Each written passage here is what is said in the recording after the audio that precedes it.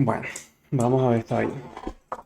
Cuando Ahora sí. Cancerbero fue encontrado sin vida, salieron dos versiones a tratar de explicarlo. La oficial y la que decidió sospechar de las misteriosas circunstancias en las que fue encontrado. La versión oficial fue que tuvo un quiebre psicótico, atacó a su manager con un cuchillo y después saltó de una ventana. Es que, o sea, precisamente yo lo conocí fue cuando ya él murió y todo eso, fue que yo conocí más que todo de él. Yo creo que algo que le dio mucha popularidad a él, pues, bueno, fue todo el misterio como que rodeó, pues, el caso de él.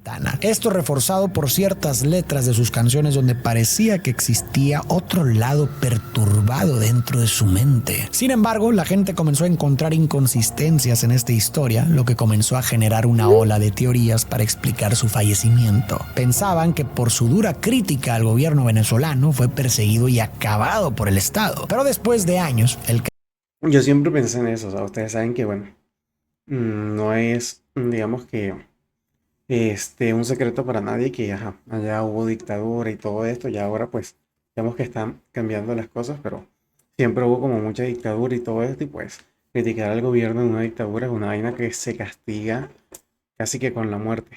caso se reabrió y dos personas clave en la historia confesaron lo que pasó el día en el que el rapero murió, dando como resultado una historia aún más perturbadora de lo que en un principio se creía. Esto, junto con lo que está escrito en su tumba, nos puede dar una imagen más clara de lo que Tyron intentó dejar en el mundo antes de irse de él. Pero la historia no comienza aquí. La historia inicia con Leticia y Cheo en un barrio de Caracas, Venezuela. Cada quien ya había tenido un matrimonio e hijos, pero su amor es tanto que deciden formar una nueva familia juntos. Durante el embarazo, Leticia le lee poesía a su bebé de autores como Coelho, García Márquez y Neruda. Pero no son sus únicos intereses. Leticia también ama la música y se le da bien cantar. De hecho, a sus 15 años audicionó para la tele, pero no pudo continuar porque su madre se lo prohibió, advirtiéndole que la música era una vida difícil. El 11 de marzo de 1988 nace este bebé tan esperado, a quien llaman Tyron. Aprende a leer a los 3 años y gracias a su mamá pronto le agarró cariño a la lectura. En su casa la música nunca faltaba. Su mamá cantaba temas de Juan Gabriel, Ana Gabriel, Julio Jaramillo y Simón Díaz. Sin embargo, la familia se ve obligada a mudarse porque el barrio en el que viven es azotado por una ola de violencia. Así es como la familia deja la ciudad natal de Tyron y llegan a Maracay, al barrio de las ánimas de La Pica, calles que harán que un pequeño Tyron se transforme en el rapero que el mundo terminó aclamando, Cancerbero. Las cosas se complican un poco más para esta familia cuando el padre de Tyron es despedido de la empresa de bombas hidráulicas para la que había estado trabajando por años. Es un adulto algo mayor, por lo que conseguir otro empleo igual le resulta imposible y en consecuencia comienza a vender helados en la calle. Sin embargo, esta fue la menor de las tragedias de la vida temprana de Tyron y su familia, pues el 19 de diciembre de 1997 un infarto fulminante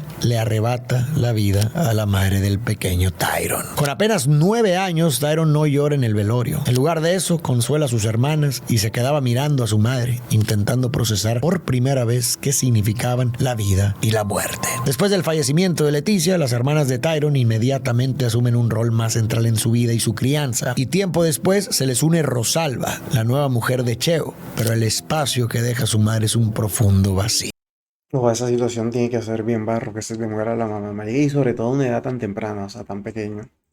Alrededor de los 11 años, Tyron decide que intentará adentrarse al mundo de la música. Inicia un grupo con su amigo del barrio, apodado Black Kamikaze. A este grupo lo llaman Códigos de Barrio. En un principio, la música de Tyron no es precisamente rap, sino que esta tiene bases principalmente en el reggaetón, el merengue y algo de hip hop. Sus letras son divertidas y simples, escritas nada más con el objetivo de entretener al público y sonar bien. Afortunadamente, esta dupla es invitada a un par de eventos en donde hacen y cantan una o dos canciones. Pero esta faceta dura poco. Rápidamente, Tyron se comienza a sentir atraído por géneros más oscuros y con mayor libertad de expresión, pues la muerte vuelve a rozarlo. Pero esta vez con Cyron, su medio hermano. A los 12 años, Tyron recibe una llamada de la madre de Cyron avisándole que su medio hermano había muerto en un acto violento. Mientras caminaba por la calle le quisieron robar sus zapatos y cuando se resistió, lo eliminaron. Las hermanas de Tyron dicen que este fue un duelo muy silencioso para él y que quizá este momento también es algo que cambia su forma de pensar y de escribir. Por lo que ahora es cuando podemos empezar a hablar de Tyron, pero en su faceta de cancerbero. Pues por estos momentos es donde parece que algo en él cambia. Y también porque por estas fechas es cuando comienza a usar este seudónimo. El nombre... No joda, que te maten al hermano y lo peor de todo, de manera violenta, o sea, ni siquiera así de que le pasó algún problema médico no de manera violenta, o sea, lo mataron por quitarle y por unos zapatos, marica.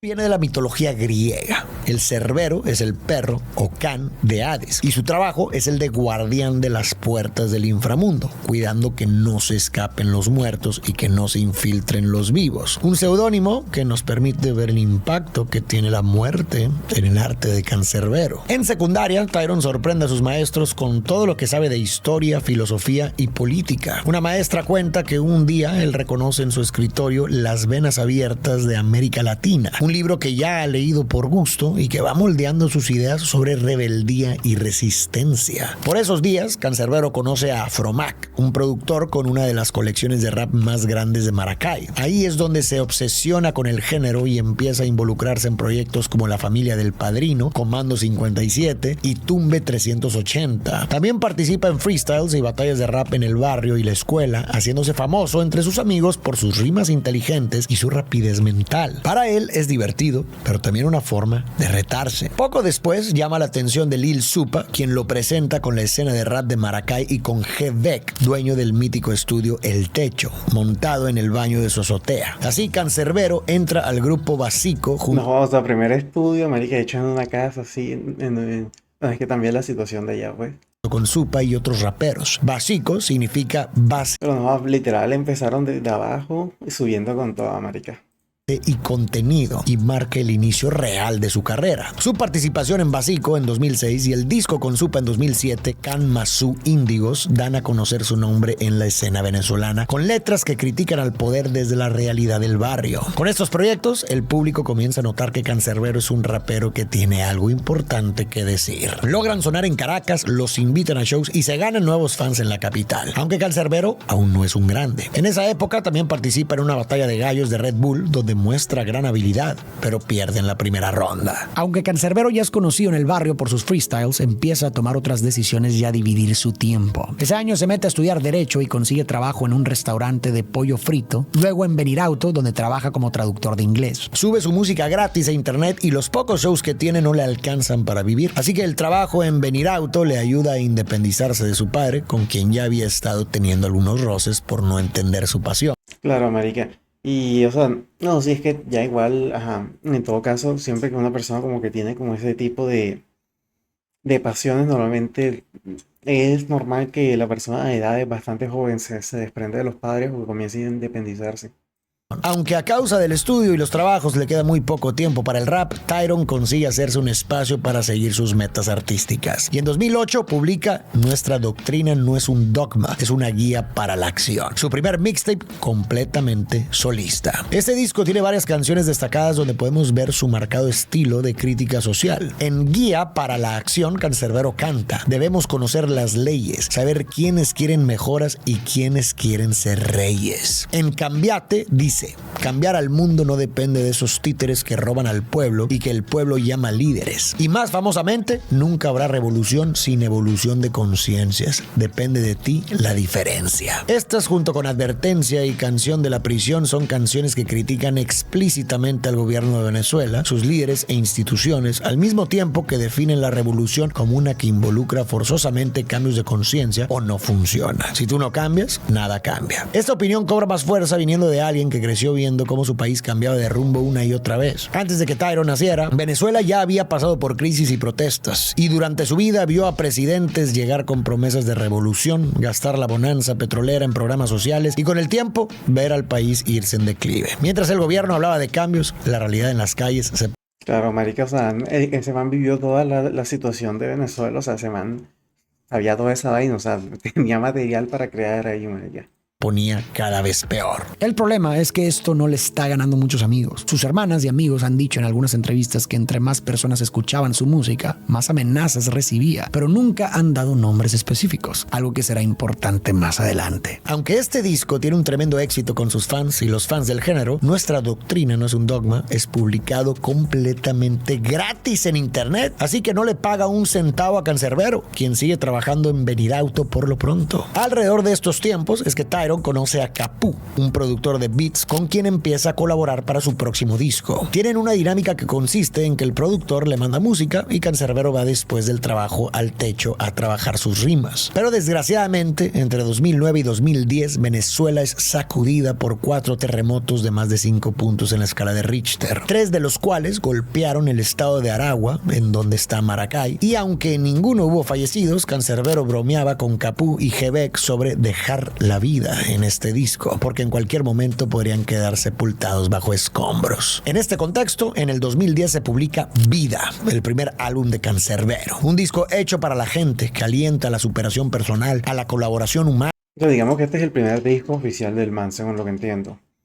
y que demuestra que dentro de esos ojos verdes hay un alma que tiene muchos sentimientos por expresar. La portada original de este disco es un collage de fotos de Tyron con sus amigos, familia y demás aspectos que conforman su ser. Vida tiene quizá una de las canciones más populares de Canserbero, Pensando en ti, además de su canción favorita de cantar en vivo, Y la felicidad que, junto con una canción que nunca cantó en vivo, Ley de Hielo. Pensando en ti es una canción de amor que muestra lo profundo de los sentimientos de alguien como Tyron, igual que Ley de Hielo, una dolorosa oda a su madre difunta, en donde canta como un niño que no entiende que su mamá se ha ido. Perdón por desearte la muerte, aquella vez que en un regaño me pellizcaste muy fuerte. Prometo hacer mis tareas y obedecerte, pero no me asustes más. ¿Dónde estás? Deja de esconderte. Y la felicidad que tiene un mensaje sobre desapego a los bienes materiales y rechaza la idea de que conseguirlos es sinónimo de felicidad, subrayando la importancia del amor en la ecuación. Y por cierto, las críticas al gobierno no se detienen ni un poquito. En este momento, Chávez está en su segundo término. Claro, marica, en la época de Chávez, loco, hacer esa vaina era amenazas de una, o sea, una tras otra.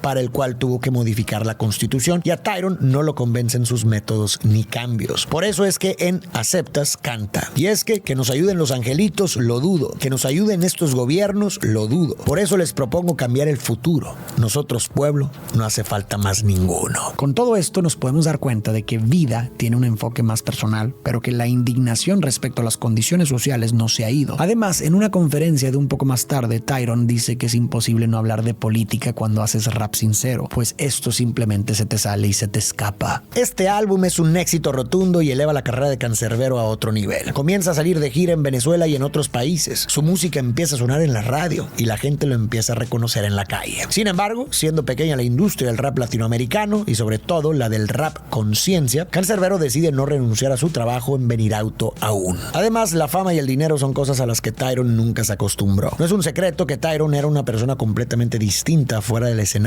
Un tipo relajado, pensativo, pacífico y hasta tímido. Perfectamente contento con la idea de llegar a cantar a un lugar e irse inmediatamente después. Hay momentos incluso en los que Tyron se escabulle al escenario y expresa duda e incredulidad respecto a ser una estrella de rap. Otra cosa que sucede alrededor de estos tiempos, en 2011, es que Canserbero lanza un sencillo llamado Tripolar, en donde rapea. Yo escucho voces en mi cabeza todo el tiempo, compitiendo entre ellas, afectando cómo me siento. Y otro del mismo año llamado Na, donde dice: muchos dicen que estoy loco, y tal vez un poco. A veces pienso tengo un mecanismo inmenso dentro del coco. La doctora dice que me deben medicar. Dentro del repertorio de Tyron hay varias otras letras así, lo que hace que algunas personas duden de la estabilidad mental del cantante.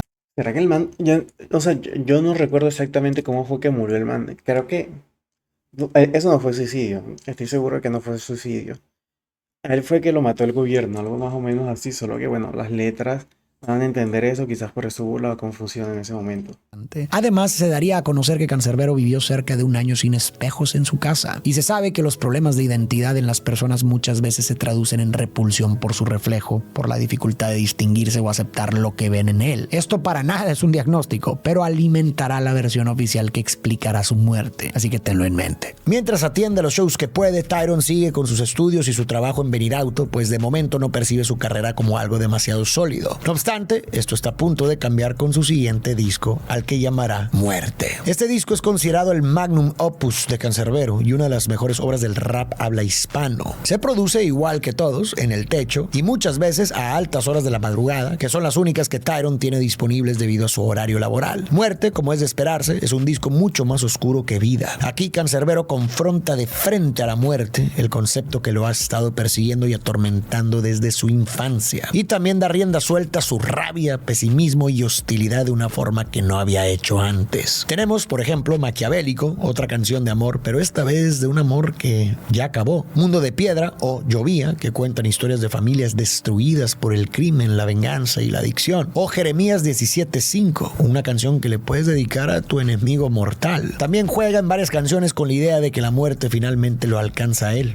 en canciones como C'est la mort de mi muerte, y claro, es Épico, su canción más conocida. Es Épico es la fantasía de Cancerbero vengando la muerte de su hermano, eliminando a un tal Carlos, pero muriendo en el proceso, bajando al infierno y peleando contra el diablo en una batalla de rap para escaparse de ahí. Toma inspiración de Dante Alighieri en su Divina Comedia, pero también de las incontables historias de humanos desafiando al diablo en cosas humanas, batallas del bien contra el mal, en donde nadie, incluyendo el diablo, es completamente bueno ni malo. Tal vez esta es la forma en la que Tyrone lidia con el duelo de la muerte de su hermano Siron, pero en vez de jalar gatillos, escribe, y en vez de llorar, canta en su honor. Por último, tenemos que hablar de Un día en el barrio, una canción que critica a todos los gobiernos y las élites por igual, sin importar su inclinación política. Lo único malo de este disco es que, con lo emblemático que es, se olvida el hecho de que Cancerbero también es capaz de transmitir esperanza y amor por la vida, como en De la vida como película, tragedia, comedia y ficción, en donde canta líneas tan positivas como: admito que a veces me cansa luchar y quisiera dormir para jamás despertar, pero recuerdo esos momentos que varias veces me dieron aliento y que me hacen agradecer cuando despierto. Muerte es un éxito masivo y Tyrone ya no puede fingir que no es famoso y seguir con su vida normal. Además, las giras internacionales se empalman con sus turnos en la planta de Benirauto y, siendo honestos, ya no necesita el dinero de ese empleo. Ahora tiene vía libre para dedicarse 100% a su música. Por otra parte, después de la muerte de Chávez y el comienzo del gobierno de Nicolás Maduro, Cancerbero no se guarda sus opiniones al respecto de su nuevo presidente en publicaciones en Twitter, hoy ex, como: estoy esperando a que Maduro se quite los extremos del bigote, no falta nada. Después de esto se va de gira con un disco llamado Apa y Can del 2013 y posteriormente Cancerbero se va a vivir a España. Algunos creen que es porque había estado recibiendo amenazas más serias y también porque su país estaba atravesando uno de sus peores momentos. Además, físicamente Tyrone también se ve distinto. Claro, marica, o sea, con toda esa vaina de las protestas y de todo lo de Maduro, o sea, ese man no podía criticar ese. De hecho, en ese gobierno, según lo que entiendo, secuestraron un montón de gente que criticaba al gobierno. Entonces, ese man seguramente lo mataron fue por eso. En esta entrevista del 2013 se nota cansado, quizás un poco deprimido y más delgado, igual que en esta otra entrevista que fue grabada durante su tiempo en Europa. Quizá sabía algo que no debía, pero lo más probable es que Tyrone solo estuviera abrumado con la fama y el dinero, aprendiendo a lidiar con gente que se le acercaba por interés y a reconocer a quienes no le convenía tener cerca. No mucho después, Cancerbero regresa a Venezuela con planes de grabar mucha música nueva, incluido un álbum que, según quienes hablaron con él, se llamaría Gurrufío. Es posible que en este disco colaborara con Carlos Molnar, su manager desde hace un tiempo, quien por cierto está casado con una mujer llamada Natalia, pero digamos que entre Molnar, Natalia y Tyrone comenzaban a haber ciertos roces. Sin embargo, y tristemente, este álbum jamás vería la luz del día, debido a que un 20 de enero del 2015, Cancerbero es hallado muerto frente a un edificio departamental llamado Camino Real, en donde vivían Carlos Molnar y su esposa Natalia. Dentro del departamento del piso 10 se encuentra el cuerpo de Carlos apuñalado 17 veces. Y la única testigo de los hechos es Natalia. Los medios de Maracay saben bien quién es Cancerbero, así que inmediatamente persiguen la noticia y reportan sus hallazgos, pues la policía de Aragua no da ninguna declaración concreta. Sin embargo, Guillermo, el hermano de Natalia, sí tiene mucho que decir y le da a los medios la historia que buscan. Según él, Tyrone sufría periódicamente de episodios de severa depresión y diversas otras crisis de salud mental y Oiga, porque la vieja fue la única que sobrevivió, o sea, esto está bastante raro. por eso, como usualmente lo hacían, Molnar y Natalia lo dejaron quedarse en su departamento para que no estuviera solo. Luego, en algún punto de la noche, Molnar le dice a Natalia que Tyrone está alucinando, comportándose de manera extraña. Así que Natalia se pone a googlear qué hacer para ayudar a un individuo esquizofrénico mientras Molnar se va a hablar con él. Sin embargo, mientras Natalia investiga, empieza a escuchar un escándalo en la cocina, así que llama a la policía, pero es muy tarde. El escándalo resulta ser el asesinato de su esposo a manos de Tyrone, seguido de su autoeliminación, arrojándose desde la ventana de la cocina. Esta narrativa le da la vuelta al mundo y aunque Marica, o sea, ¿por qué el tipo mata al man y luego se tira a él? O sea, dejando a la vieja, o sea, no sé, supongo yo, un man con esquizofrenia debería matar a ambos. Pienso yo, pues. Quizás estoy diciendo una ignorancia. La familia de Tyron sale a disputarla poco después, diciendo que él nunca había exhibido ningún síntoma de esquizofrenia ni nada parecido. La fiscalía venezolana ya está investigando esto como un homicidio y no hay nada que puedan hacer. Pero hay demasiadas cosas que no cuadran. Incluso en el caso hipotético de que Tyron hubiera estado teniendo un episodio psicótico incontrolable. Primero, la ventana por la que se supone que Tyron se habría arrojado es una ventana hecha de persianas de cristal, láminas segmentadas que pueden abrirse y cerrarse. Estas persianas habían sido quitadas con cuidado de las rendijas, lo cual es completamente incongruente con el comportamiento de alguien que está desesperadamente buscando quitarse la vida. Esto sin mencionar que estas persianas estaban puestas otra vez en las rendijas para cuando la policía hizo su reporte del sitio del crimen. No joda, o sea, la vieja lo quita, o sea, no, la vieja no. O sea, el man lo quita, se tira y lo mágicamente lo vuelve a poner. No, marica. Segundo, el cuerpo de Tyron estaba demasiado lejos de la ventana. Ese lugar de impacto no concuerda con el de alguien que se deja caer al vacío, pero sí con el de alguien que fue empujado o arrojado hacia su muerte. Claro, pero es el que se tira como así, ¿no? O sea, dicen que se tiran así, o sea, tipo de pie, por decirlo de alguna manera. En vez que el que lo arrojan, sí cae como así, no sé.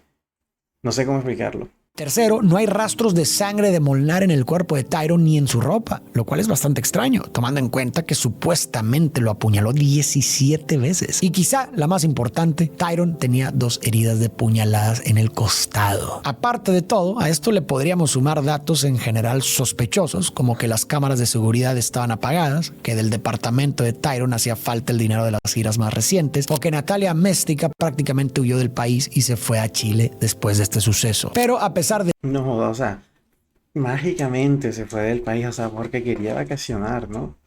Uy, eso es lo primero que hace alguien culpable.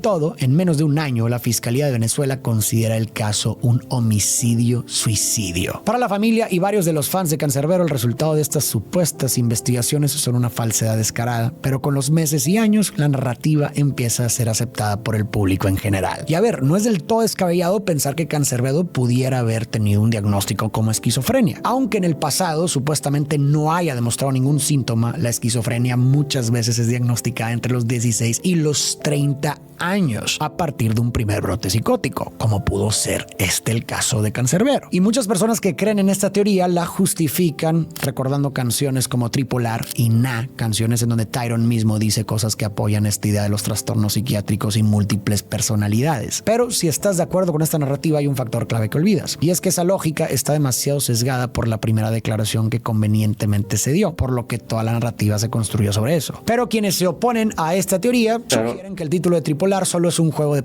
pues, literal, hasta la misma familia de él son los que dicen, hey, esto está raro, o sea, esto no pudo haber ocurrido, marica. Si la familia dice que no es así, ya ahí está raro la cosa, porque la familia es lo que más conoce a uno, marica.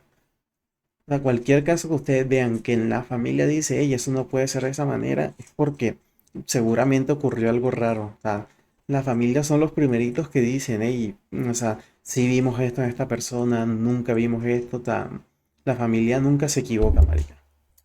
Palabras que alude a las 3 cabezas del perro Cerbero, y que la falta de espejos también pudiera ser interpretada de muchas otras formas, como una expresión del rechazo a la vanidad, y que cantar con diferentes voces es sumamente común en el rap. Pero para una fiscalía que quiere cerrar el caso rápido, y para los medios que quieren hacer un reportaje nuevo, letras como estas y muchas otras en el repertorio sirven para contar una historia en donde tiene sentido la versión de Guillermo Améstica, que para fines prácticos ya es la versión oficial de los hechos. Sin embargo, con el tiempo, las inconsistencias en el caso comienzan a levantar sospechas entre los fans, pues piensan que la versión oficial fue una fabricada y no la realidad de los hechos. Por este momento comienzan a salir diferentes teorías sobre quién eliminó a Cancerbero y por qué. Se dice que Cancerbero pudo haber robado dinero de otros artistas durante su gira por México y que lo que pasó fue un ajuste de cuentas. Otra teoría dice que después de que Tyron lo despidiera como manager, Capú planeó todo para quedarse con las regalías de la música, y la que recibió más aceptación es la idea de que Tyron estaba en la mira de fuerzas políticas desde que empezó a criticar abiertamente a la gente en el poder y a señalar cosas como la corrupción, el crimen, la avaricia y la guerra. Aunque él obviamente no tuviera ningún interés en ser autor de un golpe de estado con sus letras, podría inspirar a quienes sí, o enseñar a una generación cómo estar consciente del control de los líderes de pensamiento. En ese sentido, la teoría argumenta que Cancerbero fue eliminado para mandar el mensaje de: si podemos deshacernos de él, ¿tú crees que estás a salvo? Por casi 10 años hubo un debate entre la versión oficial y estas teorías, pero Claro, marica, o sea, eso es lo que yo siempre pensé, o sea, desde hace muchos años, de que el man lo mató el gobierno, pues, de ese país. En el 2023, Tarek Williams, ahora fiscal general de Venezuela, lanza una investigación que arroja luz sobre el caso. El 26 de diciembre de ese año, Natalia Méstica y su hermano son grabados confesando la nueva versión oficial de los hechos y contando que lo que sucedió, según ellos, fue lo siguiente. Tras las giras por Chile y Argentina, Natalia quiso que le pagaran por la organización y los vuelos, pero Molnar se negó. Poco después, Tyron le dijo que ya no quería que lo representaran ni que fuera a sus conciertos, pues su forma de trabajar le resultaba abrumadora. Natalia decidió vengarse. La noche del 19 de enero de 2013, Tyron se quedó en el departamento de... Fue la vieja. Ya no se los dije, fue la vieja. Sabía yo desde el inicio, fue la vieja. Molnar y Natalia porque en el suyo no había luz. Natalia vio ahí su oportunidad. Mientras Molnar y Tyron conversaban, Natalia vació 2 ampolletas de un sedante llamado Alpram en una jarra de té que le sirvió a ambos. Después los dos bebieron varias tazas. Natalia regresó a la cocina a preparar la cena. En eso, Molnar entró ya un poco adormilado No confíen en una vieja, se los dije. Fue la vieja, marica.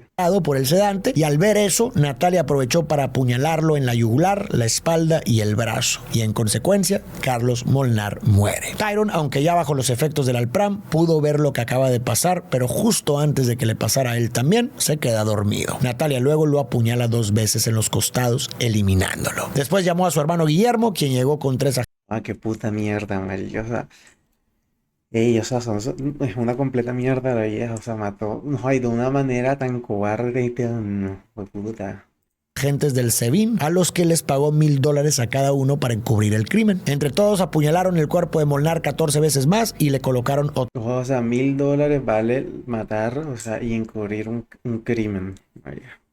otras 2 puñaladas a Tyron, además de un golpe en la cara con un tubo, de forma que las heridas de ambos concordaran con la historia de un enfrentamiento en medio de un ataque de rabia. Luego arrojaron el cuerpo de Tyron por la ventana. Guillermo se bañó y se cambió, mientras Natalia hizo lo mismo antes de salir a pedir ayuda a los vecinos. Cuando la policía llegó, Guillermo regresó y sobornó a los agentes con $10,000 para arreglar la escena. Más tarde dio a los medios la versión de los hechos que habían planeado. El resto es historia. Natalia y Guillermo en la actualidad están sirviendo condenas de 25 años cada uno, junto con todas las autoridades compradas. Un cómplice llamado Marcos, quien sería la persona que robó el dinero de las giras en el departamento de Tyron, y la forense, que no incluyó varios detalles clave en su reporte del autopsia. No, o sea, había un montón de gente metida aquí, o sea, por eso es que decían que el gobierno lo había matado, es que metieron un montón de gente del gobierno para encubrir todo, o sea, guau, ¿cómo pueden hacer el dinero? Y sobre todo en un país tan corrupto, volver mierda literal a una, o sea, destruir todo, una escena del crimen para que parezca otra totalmente distinta. Y lo peor es que ¿cuánto tiempo estuvieron libres? Como 5 años. Una particularidad O más. desafortunada de estos videos de los hermanos Natalia y Guillermo confesando sus supuestos crímenes es que ambos están visiblemente atados de manos y pies, lo que ha llevado a creer a algunos que se trata de una confesión forzada. ¿Tú qué crees de todas las versiones que existen? Marica, qué putas. Yo creo que sí fue eso.